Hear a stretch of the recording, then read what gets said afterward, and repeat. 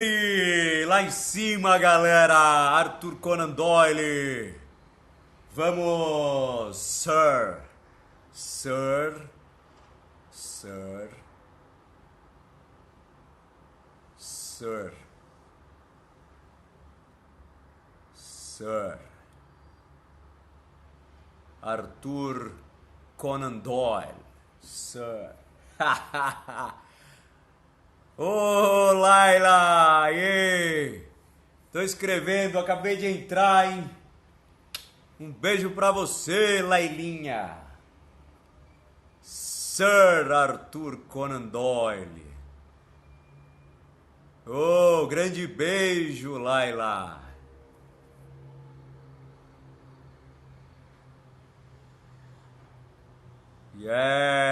Essa história de hoje. Tá preparada, Laila? Tá preparada? Vou te falar, prepare aí, prepara a pipoca, que o negócio é muito bom. Prepara aí, prepare as suas emoções.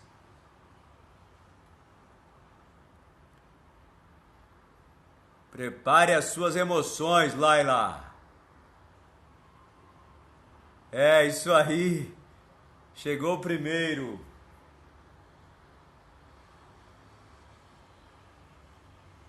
É incrível esta história. Uou, se prepare que hoje é espetacular. Yeah! Está aí, Gisele. Um beijo a você. Olha lá, meu povo. Sir Arthur Conan Doyle, o gato do Brasil. Dorinha, um beijo a você. Boa noite, Gisele. Minhas queridas, segurem na cadeira hoje. Dê aí o seu jeito. Faça da melhor forma que você puder. Porque a sua vida será antes e depois de O Gato do Brasil. Alguém conhece esta história? Digam-me. Eu vou confessar a vocês. Eu já li. Obrigado, Gisele. Eu já li muita coisa de vários autores do Brasil e fora do Brasil. Mas a revolução que esta história de hoje do Sir Arthur Conan Doyle é uma história de arrepiar. Estão preparadas? Digam-me que o negócio é forte. O negócio é forte. Nilzinha, um beijo pra você, Nilzinha entrou. E vou. Quem está ao vivo aí? Gisele, Dora, Nilzinha, Laila. Novidades vêm chegando. Novidades atrás de novidades. Dora, você já leu O Gato do Brasil? Daqui a pouco vocês saberão o porquê do Gato do Brasil, o porquê do título.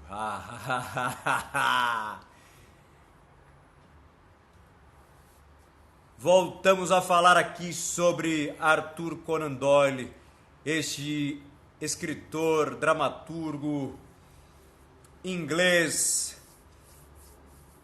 mais diretamente da Escócia. Ele é um bretão, como disse ontem, ele é da Grã-Bretanha, diretamente da Escócia, ele é escocês. Então, terra do whisky. Quem gosta de whisky aí tem que tomar o whisky escocês e ir fazer uma viagem para a Escócia. Então, ele seguiu o caminho de Edgar Allan Poe. Edgar Allan Poe escrevia sobre suspense, quase um terror. terror, um pouco... E o Arthur Conan Doyle seguiu a linha do suspense. E ele ficou assim, foi muito proclamado na sua arte através do suspense. E que é uma coisa que é fascinante essa história de hoje. Se preparem, amar. Chama a pipoca, pede a pizza, façam o que vocês quiserem. Castanha de caju. Não saiam daí, meu povo. Porque se vocês forem sair, assistam novamente após terminar este vídeo. Porque é uma história que não podemos perder. Não podemos perder e vamos caminhar com ela. Eu acredito, vocês vão ficar com essa história na cabeça por alguns dias, vocês irão. E outra coisa também. Não é terror, Laila, é suspense. É suspense. Então, meu povo, vou confessar a vocês outra coisa. Vocês conhecem a obra, o tão famoso, tão aclamado Dom Juan? Quem conhece Dom Juan aí, levanta a mão. Irei apresentar a vocês a tão aclamada obra Dom Juan de Molière, o Convidado de Pedra. Está em minhas mãos. Explicitei ela hoje na minha foto. Nilzinha, um beijo. Irei fazer a próxima obra, a história de Dom Juan e o seu parceiro Leporello. Dom Juan, o Convidado de Pedra. Quem escreveu esta obra foi o francês Molière. E quem adaptou ela para a nossa língua, para esta edição que eu tenho, que eu vou apresentar a vocês, é tradução de Milor Fernandes. Este craque gaúcho, imparável, incrível, maravilhoso Milor Fernandes, cronista, dramaturgo. Luciana, boa noite, seja bem-vinda. Então, a próxima obra irei começar aí dentre alguns dias. Vou continuar com os contos mais alguns dias e depois vamos começar Molière. Dom Juan de Marco. Esta tão aclamada obra, tão famosa. E acredito muito. Vocês sabem, obviamente, sobre a obra toda de Dom Juan, que ele era uma pessoa que não se apaixonava em nenhuma mulher. Mas esta história, traduzida por Milor Fernandes, é uma história contemporânea, é uma tradução contemporânea, sabendo que essa história foi escrita, este personagem foi escrito em 1620, é muito tempo, século XV. Então, meu povo,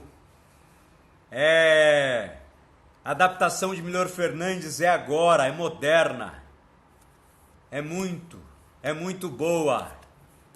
Eu acredito que vocês não tenham a menor ideia do que foi e do que será esta obra aqui, que está em minhas mãos. Que vocês conhecem a história de Dom Juan, que ele é o convidado de pedra porque o coração dele não bate, ele não se apaixona em nenhuma mulher. Mas esta história aqui é muito engraçada, a tradução de Milor Fernandes é muito boa, já li 15 vezes e vou apresentar a vocês a partir desta semana que nos segue. Pires X Gabriel, seja bem-vindo. Gisele, Laila, Luciana, Nilzinha, Dora. Hoje seguimos com Sir Arthur Conan Doyle, o Gato do Brasil. Lembrando que Sir em inglês é senhor. E na Inglaterra, novamente na Inglaterra, na Europa e na Grã-Bretanha, esta época. Conan Doyle é do século XIX, tá, meu povo? Século XIX. Ele é sucessor de Edgar Allan Poe, que é do XVIII. Edgar Allan Poe viveu entre 1850 a 1900 e pouco. Não, ele morreu com 40 anos, então ele morreu antes do século... Ele morreu no século XVIII, 1850 a 1890. E o Arthur Conan Doyle viveu entre 1870 por aí a 1940, mais ou menos. Então, Arthur Conan Doyle recebeu, na Inglaterra eles dão um título quando a pessoa fica muito famosa, muito poderosa. Ele recebe um título de Sir, de senhor. Então Conan Doyle, recebeu este título de Sir Arthur Conan Doyle. Para entrar para esta... Tem que ser muito famoso, muito bom, muito poderoso para entrar, para receber este título. Correto, minha gente? Então eu vou começar já, porque a história é de parar a avenida, a história é de parar o relógio, é incrível. Vou confessar a vocês, aumente o volume do celular, pede para as pessoas não te encherem o saco agora, só daqui a pouco, pede silêncio na sala, pega água, Coca-Cola, champanhe, faz o que tiver que fazer, suco, pipoca, nozes, castanha de caju, faz o que castanha do Pará, que faz muito bem para a saúde. Façam o que vocês quiserem e vamos começar. Lima Aparecida, seja bem-vinda. E vamos começar esta tão misteriosa história. Beijo, Lima Aparecida. Seja bem-vinda. O gato do Brasil. Daqui a pouco. Ô, Manuel, um abraço a você, seja bem-vindo. Estou começando. Senta que vem história e é boa, é misteriosa. Senta aí. O gato do Brasil é forte. É demais. Angélica Silva, senta na cadeira que vem história. Estou cancelando os comentários e a partir de agora começo a minha apresentação. Vocês estão no camarote. Sejam bem-vindas, bem-vindos todos.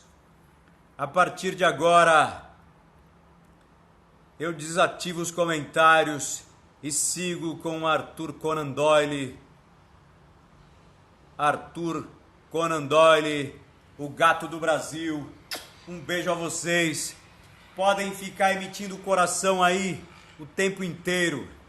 A partir de agora só não pode comentar porque está proibido.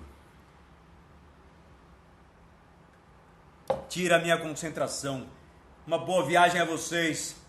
Na volta, no final, a gente bate um papo sobre o gato do Brasil. Prestem bem atenção, minha galera, que eu tanto aprecio e tanto amo. Um beijo a vocês, vem comigo.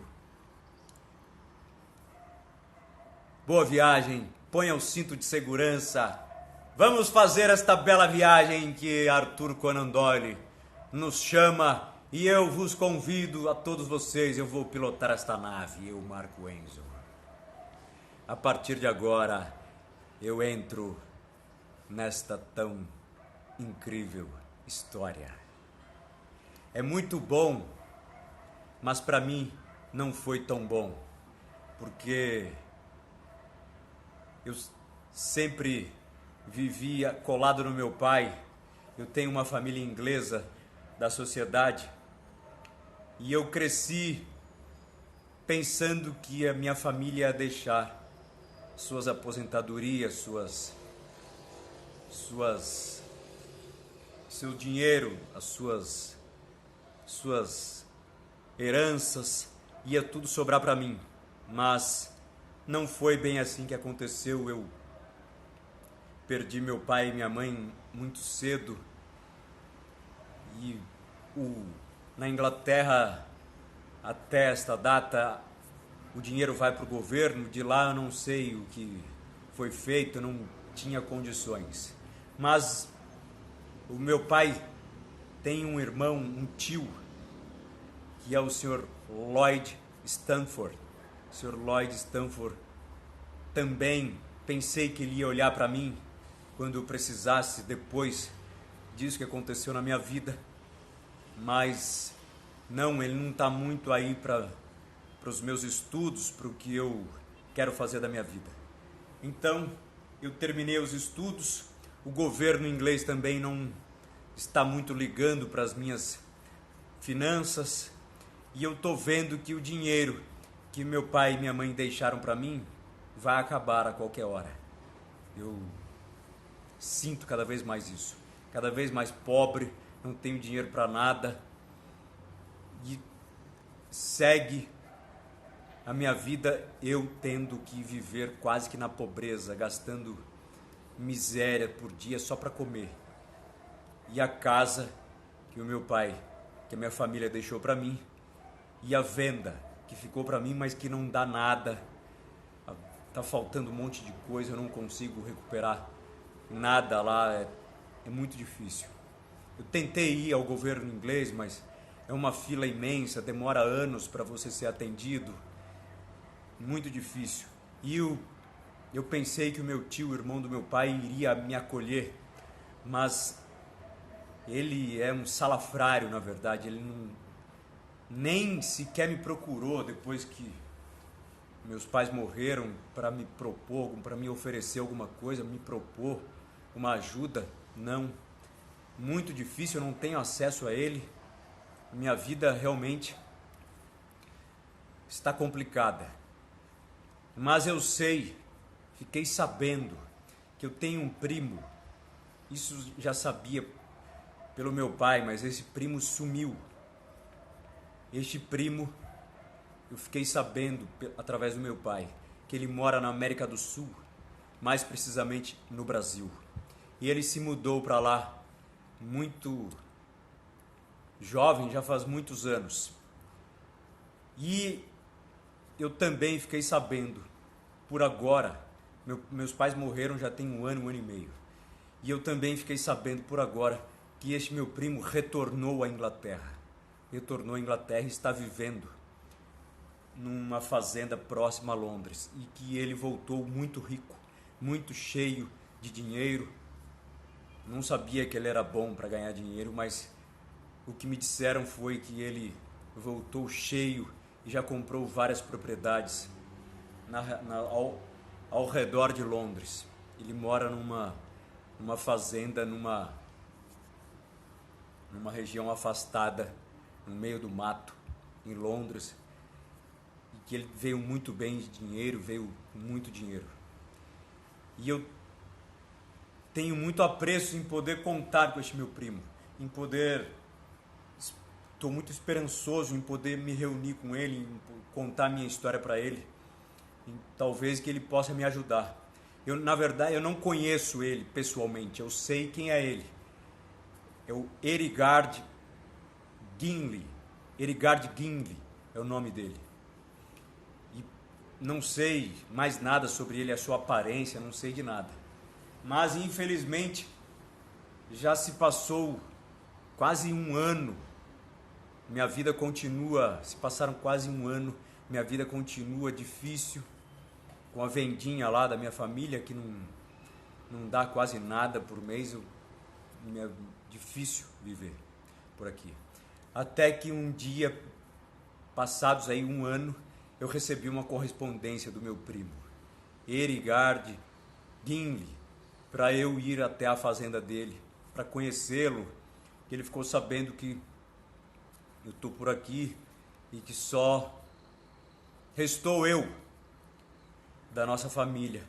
Meu pai e minha mãe faleceram. E aí fiquei muito feliz pelo convite, passados tanto tempo, quase um ano e meio, Ele me convidou para ir lá é uma mansão, talvez, na fazenda dele. E aí destinei para lá, tomei o trem e cheguei no lugar que ele marcou, não tinha nenhum motorista, nenhum tilbury da fazenda dele, não tinha, ele falou que ia estar lá, mas não estava, mas eu peguei uma charrete. Peguei uma charrete e fui com o charreteiro,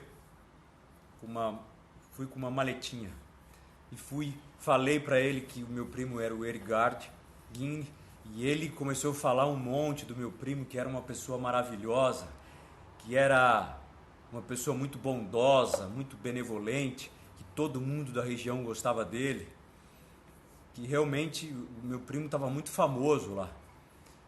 E eu fui ouvindo só coisas boas e adentrando na fazenda que chamava Mansion Estance.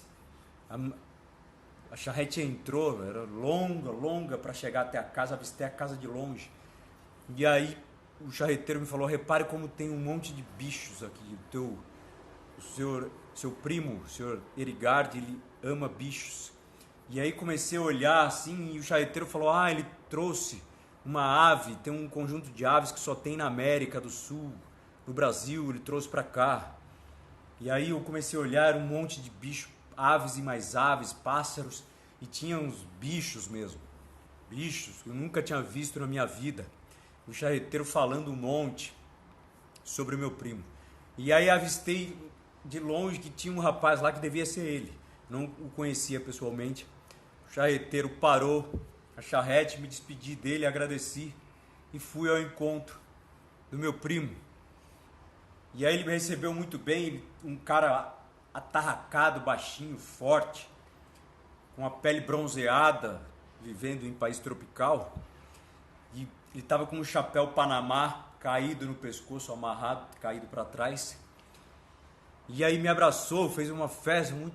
Estou muito encantado em conhecer você, meu primo.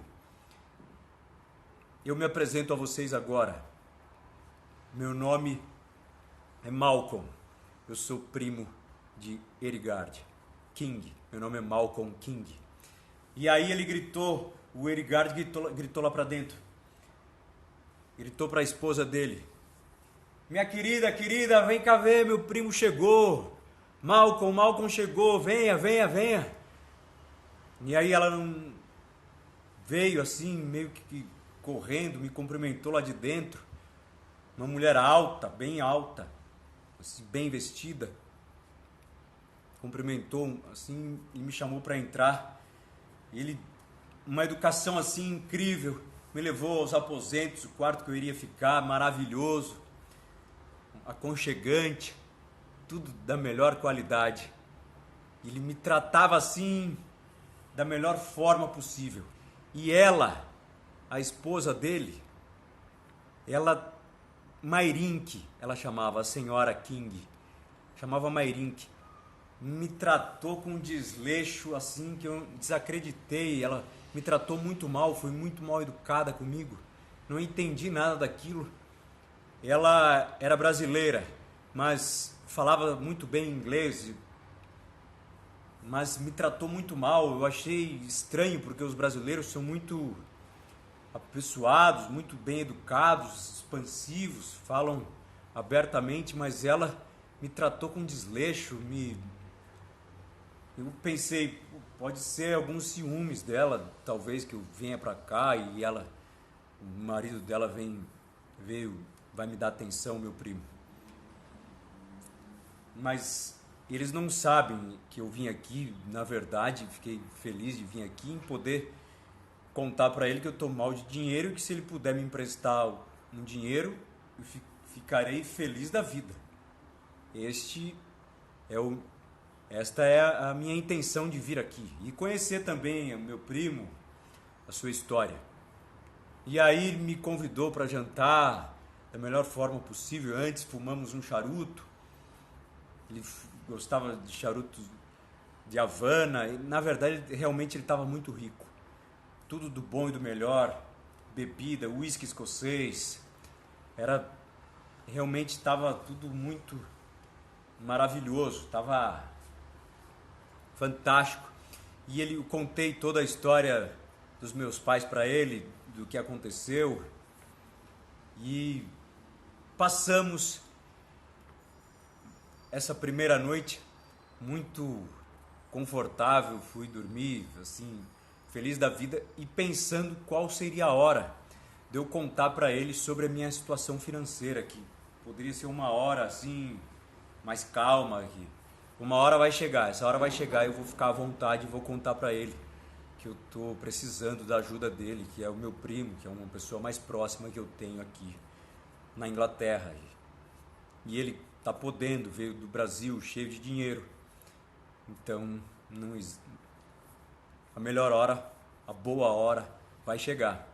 E aí amanhecemos no outro dia, tudo eles cheios de funcionários, as pessoas me tratavam maravilhosamente bem. Até que, após o café da manhã, a casa era muito grande, uma sala de estar, depois da sala do café, da Copa, tem uma sala de estar da Copa, que a gente relaxa após as refeições. E aí eu estava sentado, ela, a senhora Mairink, veio até mim e falou: quando o senhor vai embora? Hoje tem o trem sai hoje, eu gosto muito desse horário, que é das 2h15. Eu olhei para ela e pensei: pô, a mulher quer que eu vá embora já, tá me mandando embora. Eu falei assim: não, mas eu não pretendo ir embora agora. Aí ela disse: ah, tá, o senhor vai ficar mais um tempo, né? Eu falei: pretendo ficar mais um tempo. E aí meu primo ouviu a conversa, olhou e falou assim: que é isso? Que é isso? O que está acontecendo aqui? Aí ele falou: Malcolm, por favor, deixa eu ficar sós com a Mairink. Tá bom, tá bom. Eu saí, eu ia ficar perto da porta para ouvir a conversa, mas fui embora. E aí, não sei o que aconteceu lá, passou... Depois que eles saíram da reunião, tava lá fora, assim, no jardim, próximo à casa. Ela veio até mim e falou: olha, o seu primo quer que eu peça desculpas para você da minha atitude. Não, mas não precisa, Mairink, não precisa, não tem problema, eu te entendo. Não precisa, já falei, não precisa. Ela olhou na minha cara, respirou e falou assim: seu imbecil. Eu fiquei parado e falei... Engoli quieto, ela foi embora, virou as costas e foi embora. Eu falei: o que está acontecendo? A mulher me chamou de imbecil. Não entendi, mas continuei do mesmo jeito que eu estava vindo ali, pedi um dinheiro emprestado, parecia até que ela sabia que eu ia pedir um dinheiro, mas não sei por que ela está me chamando de imbecil. Nunca vi uma mulher na minha vida, brasileira, sou inglês, não tem nada a ver uma coisa com a outra, mas... acho que ela não foi com a minha cara de forma nenhuma. E aí meu primo Erigard veio falar comigo, falou: não ligue muito para ela, acho que ela tá um pouco enciumada, porque na verdade eu acho que ela quer que a gente viva numa ilha deserta, só nós dois, eu e ela, e sem ninguém para, nem funcionário, sem ninguém para estar junto da gente. E assim não pode ser vivido. Um casal tem que ter seus amigos, seus parentes, sua família. E ela, acredito que ela tem esse pensamento, e eu não vou ser assim, mas ela vai se acostumar. Pode ficar calma, não pense que... daqui a pouco ela se acostuma com você, não pense que nós queremos que você vá embora, não, fique aqui o tempo que você quiser, não tem problemas. E aí se passou esse dia, eu sem oportunidade de falar com ele, ainda mais nisso que aconteceu. No outro dia, vem um outro dia, ele me levou, falou, após o café ele falou: vou te levar para conhecer meu zoológico. Ah, o rapaz da charrete me disse que você gosta muito de animais, né, de bichos, inclusive trouxe alguns do Brasil. Claro, vou te mostrar. E aí nós tomamos o café e fomos conhecer a bicharada dele, o zoológico do meu primo Erigard. E aí passamos, era assim afastado da casa. Tinha lugar lá, protegido. Tinha tudo. Papagaio, tucano, bicho preguiça, aves e mais aves, um monte de bicho. E ele se encantando com todo, cavalo, lobo, porco. Tinha um porco diferente, capivara. E ele falou assim: você vai ver o meu bicho preferido, o bicho que mora no meu coração e que eu trouxe pra cá. Você vai ver o que vai acontecer agora. E aí ele me levou assim mais próximo à casa, que era um lugar fechado. Ele falou: esse meu animal não fica aqui, ele fica próximo à minha casa. Você vai ver daqui a pouco. E aí a gente foi chegando próximo à casa. Era uma construção de tijolo, tinha umas grades muito fortes de ferro. E ele falou: eu trouxe esse bicho do Brasil. Ele é maravilhoso. Eu tô muito apegado a ele. Você vai ficar maravilhado na hora que ver. E ele falou: vai ali e dá uma olhada. E aí eu olhei de lá. Era uma grade, parecia uma jaula.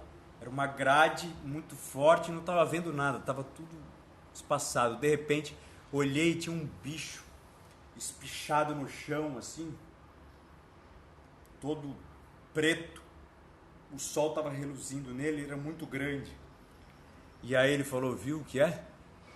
Tô vendo, mas não dá para saber direito o que é. Aí o bicho, ele falou: isso é um gato do Brasil. Aí ele falou: na verdade algumas pessoas chamam de puma, mas é um gato do Brasil. Aí o bicho levantou. Era um gato gigante. Era um tigre preto, enorme, com um olho amarelo, com os olhos amarelos. O bicho era lindo, o pelo preto dele assim reluzia no sol.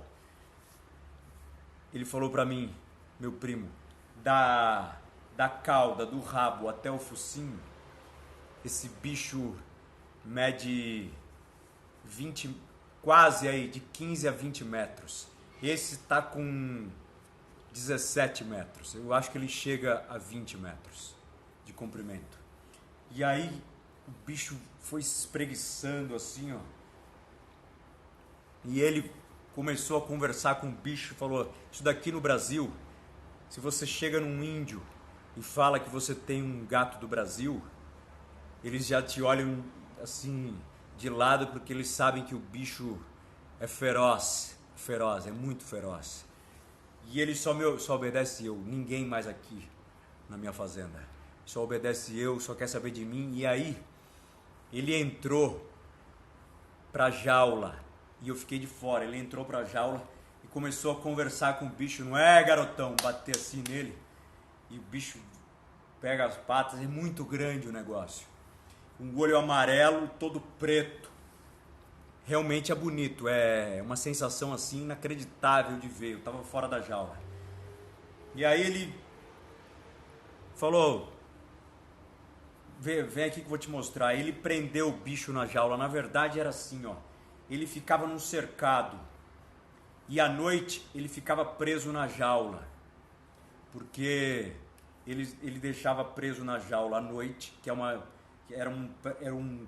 era de concreto, e aqui era grade.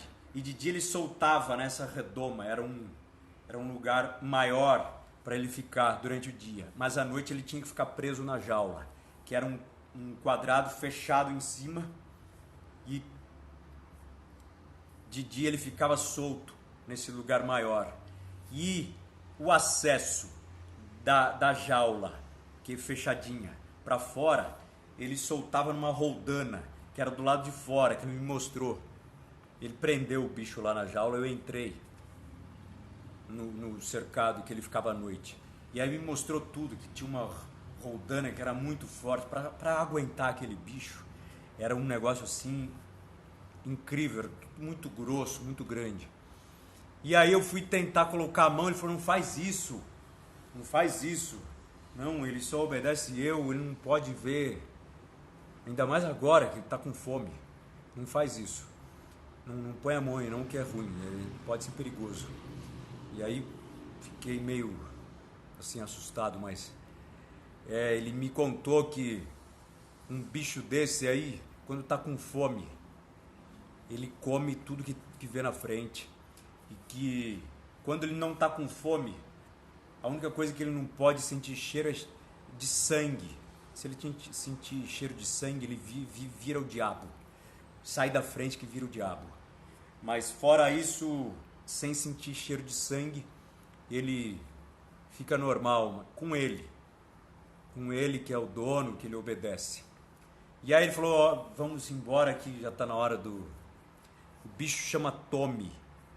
O gato do Brasil chama Tommy. Está na hora do Tommy comer. Aí chegou um funcionário com um balde. Era um balde de carne. E aí foi jogando na jaula lá para ele. O bicho comia tudo olhando pra gente assim. Pensava que esses idiotas estão olhando para mim. O bicho era muito grande. Comia. Comeu um pedaço de boi lá. Era um boi quase que inteiro, num balde. Em 2 minutos ele comeu o negócio. E aí ele falou, ó, meu primo falou, vamos fazer igual ao Tommy, vamos sair, vamos almoçar que tá na nossa hora. A gente passou ali a manhã toda, ele me mostrando dos bichos e por final me mostrou o gato preto, que na verdade é um gato gigante, é um gato realmente muito bonito, impressionante. Aí, e ele me disse também que não existe nenhum, depois de Roterdã, do gato preto de Roterdã, morreu, nenhum na Inglaterra toda. É o único que tem, se quá na Europa toda, mas é o único gato preto, é o único gato do Brasil que tem na Inglaterra, é este que tem lá, que se chama Tommy, que é dele. E ele trouxe do Brasil, ele falou pra mim que era uma bolinha preta quando ele trouxe do Brasil. E agora o bicho está enorme, mas era uma bolinha de pelo preta.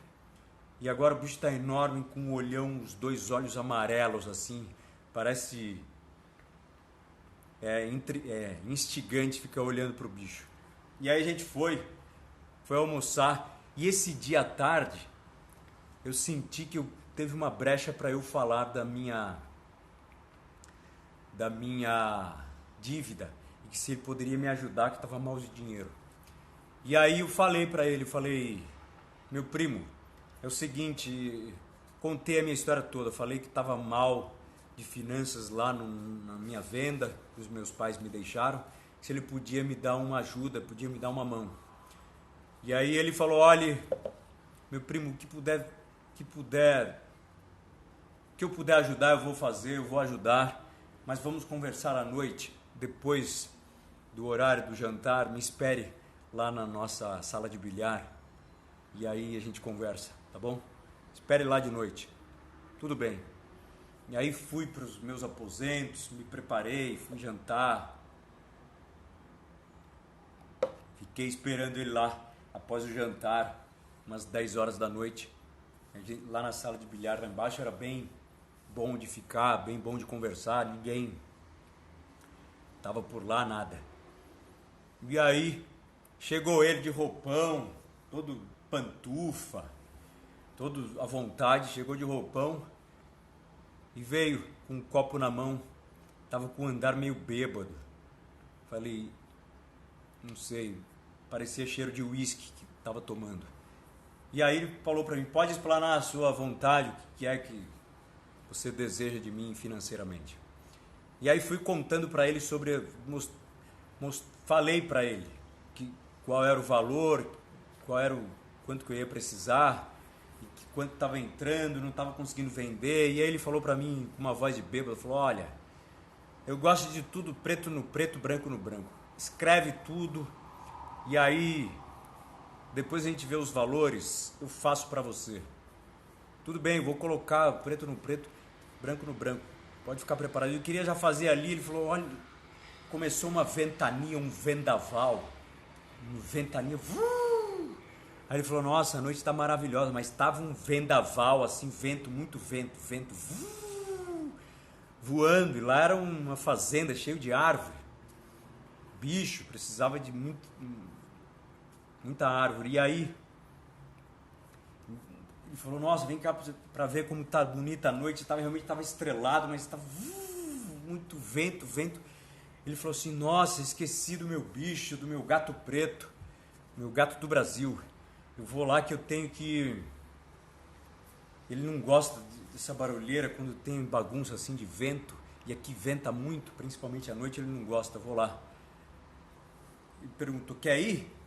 Eu falei, claro, sem problema. E aí, o acesso da sala de bilhar dá aonde fica a jaula, mais ou menos quase de frente à jaula. E aí a gente passou por lá e saímos de frente à jaula. Ele falou que quando tem essa ventania ele fica assustado. E realmente o bicho estava correndo na área grande lá, e à noite ele põe para dentro. Tava correndo, assustado assim, só viu o olhão amarelo. Ele falou para mim, pega aquela lanterna que tá ali. Era um lampião, uma lanterna de vela. Peguei a lanterna, dei para ele. Ele falou, não, segura, pode segurar você. E aí fiquei segurando a lanterna. E ele lá a gente estava bem próximo assim, à grade, a redoma da jaula. E aí ele falou, tá vendo aquela, eu vou ter que dar comida para ele. A pensão dele, está muito agitado, a pensão dele, o lugar que fica a comida dele fica lá, tá vendo aquela porta de ferro que passa para lá, tem que passar de dentro da jaula. E eu segurando a lanterna. E aí ele falou para mim, eu vou fazer o seguinte, eu vou prender ele na jaula, e aí você consegue passar para cá e abrir ali a porta onde fica a comida dele. E aí você pega, tem um balde que o meu funcionário deixa lá preparado, já está a comida dele lá, aquela porta de ferro. Tem que destravar ela. Tá bom. E aí ele foi e fechou o bicho lá na jaula. Fechou o bicho na jaula, eu entrei com a lanterna e fui seguindo a jaula. Atravessei a jaula e fui à porta de ferro pegar a comida do bicho. E chegando lá na porta, a porta não tinha nenhuma destrava, não tinha nada de destravar. Era uma porta de ferro, assim, parar, não tinha nada de porta. Tava lá parada a porta. E a hora que eu olhei para ele, pro meu primo, filho da puta, tava virando a roldana para abrir a porta da jaula. Aí eu olhei, corri para a porta, segurei na grade da jaula que tava o bicho, segurei, joguei a lanterna no chão, segurei e comecei a falar para ele, por que você está fazendo isso, caralho? Não faz isso, o bicho vai me comer aqui. E ele quieto, forçando, eu puxando para cá, ele puxando. Uma hora eu falei, ele vai ganhar de mim, eu não vou aguentar, vai passar aqui meia hora, ele vai ganhar. E o bicho olhando para mim de tudo que era lado, o bicho... O Tommy lá, o bicho, o gato preto gigante, estava olhando para minha cara assim, dentro da jaula, e eu segurando com a mão apoiada na grade, não deixando o cara abrir a jaula. E eu segurando com o pé no chão, já estava quase escorregando. Eu olhei para o lado de lá, o filho da puta já tinha fechado a porta da jaula grande, do cercado que fica o negócio, e eu puxando. O cara... Teve uma hora que eu não aguentei, eu olhei pro chão, a lanterna estava no chão, eu não aguentei, ele puxou, eu caí no chão, fiquei lá caído. E ele puxou, a jaula se abriu, e o Tommy, o gato preto gigante, tava eu e ele na mesma jaula, no mesmo lugar, no mesmo quadrado.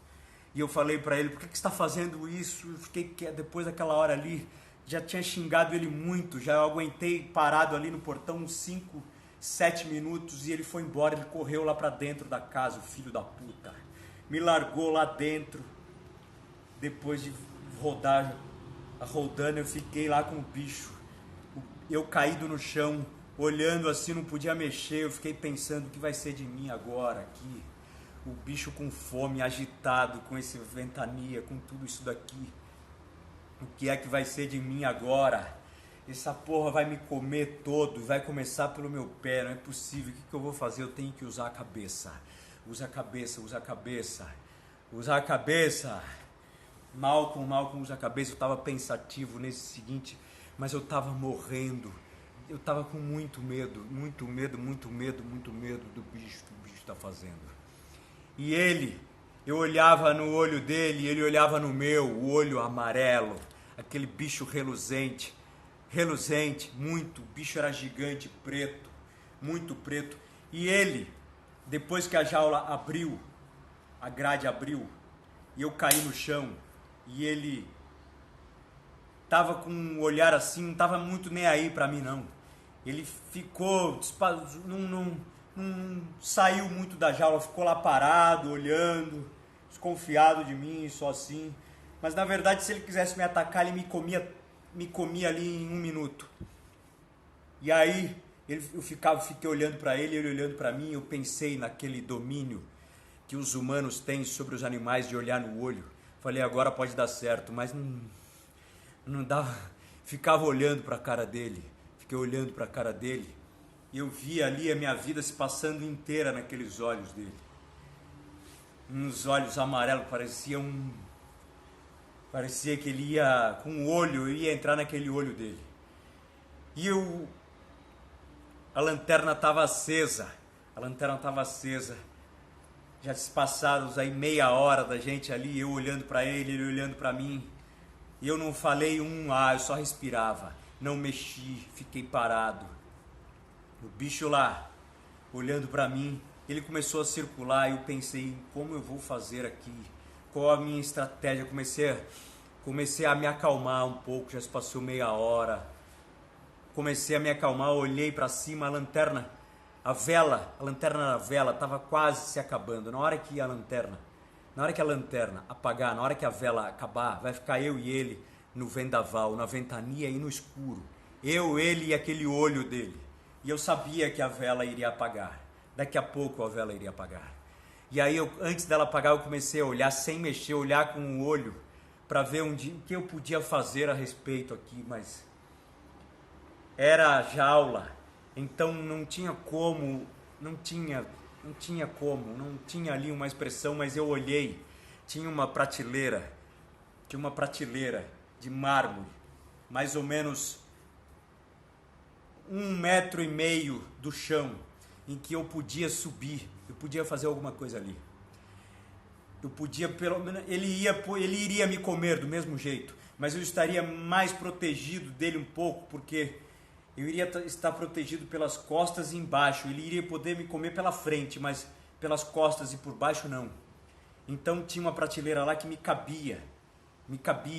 É uma prateleira talvez de colocar alguma coisa lá que eles colocavam, mas estava vazia. E eu pensei, eu posso correr até ali e pular na prateleira. E ele vai ter oportunidade de me pegar também, mas vai ter menos. Se daqui a 1 hora ele resolver passear pela jaula, ele não vai me ver, porque eu vou estar na prateleira. E aí a lanterna se apagou.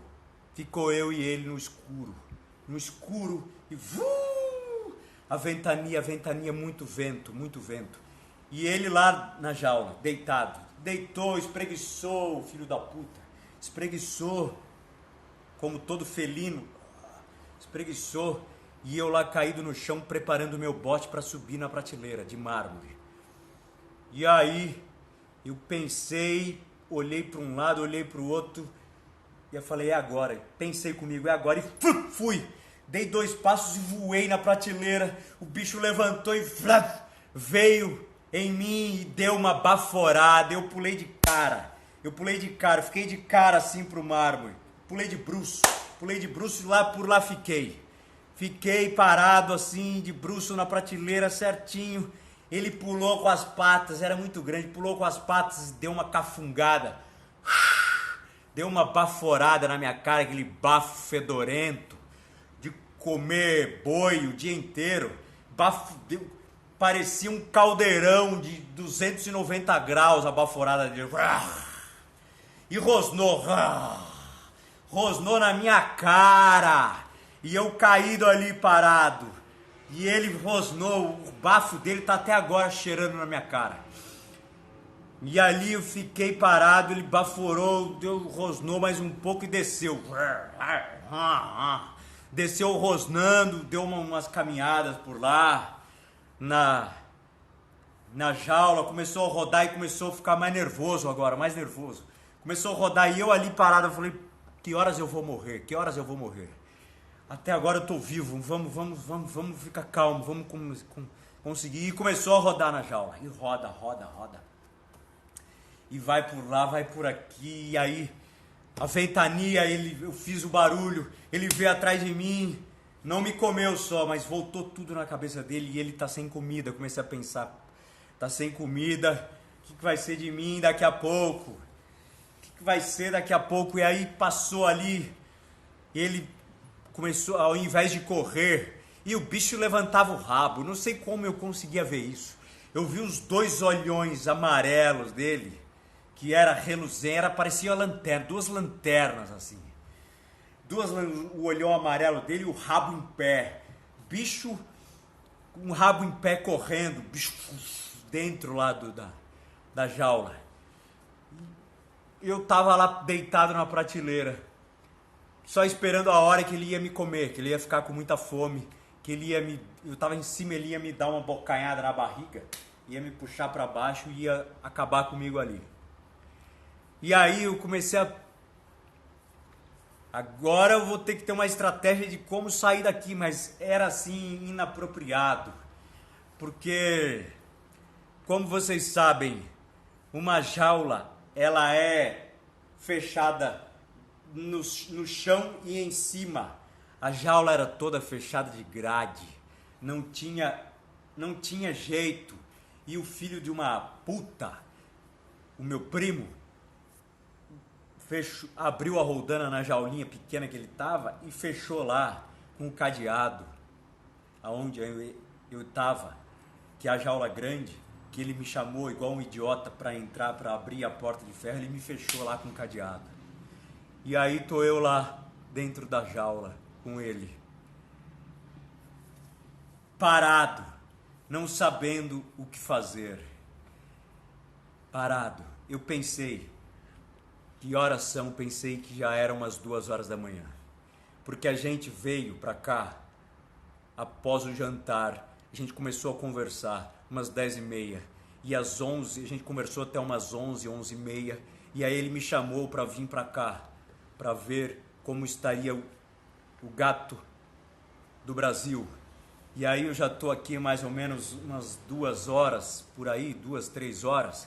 Deve ser mais ou menos 2 horas da manhã, porque se fosse mais, se eu estiver errando muita coisa, já vai estar clareando daqui a pouco, mas eu já estou aqui, mais ou menos isso, mais ou menos 2 horas, 2h30, nesse problema todo. Então são 2 horas da manhã, então eu tenho que aguentar mais 2, 3 horas até clarear o dia, porque como vai ser da minha vida até clarear esse dia?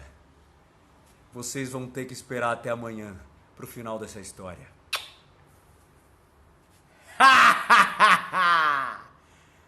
O gato do Brasil.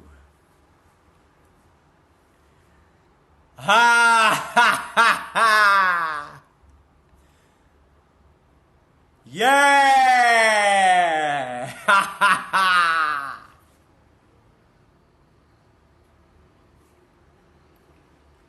Já vai terminar, a história é muito longa. 56 minutos.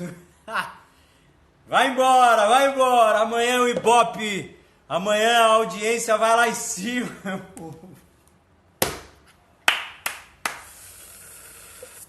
Yeah!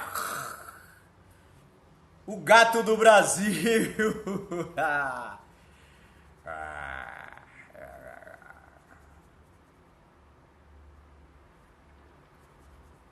Obrigado, Dora. Vamos comigo. Amanhã, ô Irene, beijo pra você. Amanhã, a audiência amanhã vai lá em cima, hein? Quero ver todo mundo aqui pra saber o final. Puta merda. É isso aí, Manuel. Sinistro, gato selvagem. É. Olha lá, ó, aqui, ó. Olha lá o gato. É isso aí, Gisele. Vou deixar vocês com água na boca. Irene, você pegou a história toda, Irene. Laila. Ficou com medo, Laila? Não, né? E aí, Laila?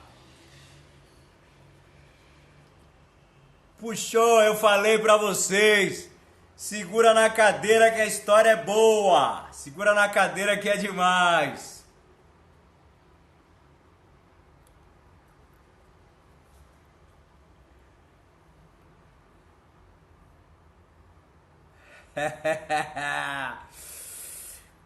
Como o meu personagem, que é o Malcolm, irá controlar esta fera?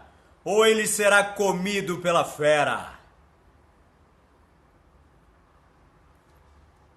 Ô Irene, você pegou desde onde? Fale pra mim. Beijo, Gisele. Desde onde você pegou, Irene?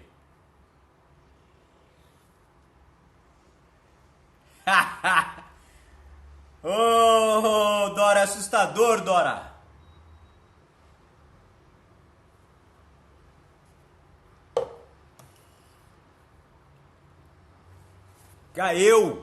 Na hora que eu estudei essa história hoje, à tarde, eu te juro, eu fiquei com medo na hora que eu vi que o cara ficou dentro da jaula. Eu falei, nossa senhora. Meu, tava dentro da história. Vocês estiveram dentro da história hoje comigo? Dentro? Beijo a vocês.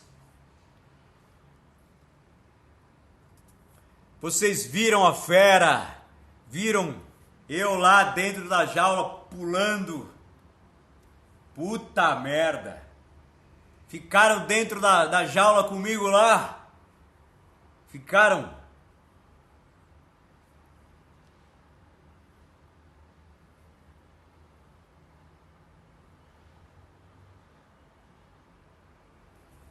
Que bom, Laila. É isto que eu queria. Legal, legal, legal. Legal, Manuel.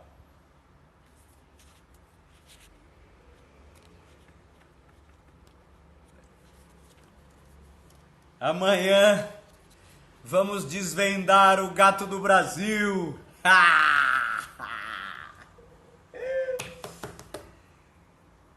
Yay!